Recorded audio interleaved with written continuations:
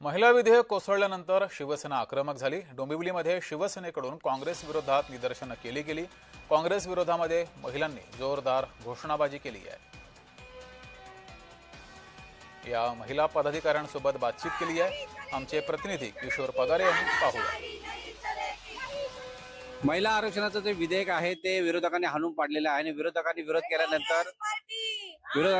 केल्यानंतर आता ते कुठेतरी त्याचा निषेध शिवसेना करत आहे। डोंबिवली सारख्या सांस्कृतिक शहरामध्ये आपण पाहू शकता की महिला पदाधिकारी जे आहेत त्या शिवसेनेचे त्यांच्या वतीने एक वेगळा राहुल गांधी हे करत आहे।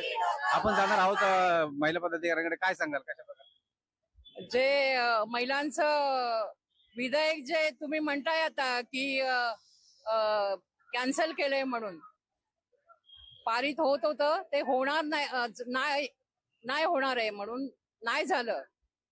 असं होऊ शकत नाही। हे पारित आम्ही करायलाच लावणार। या काँग्रेस पार्टीला टेचणार आम्ही।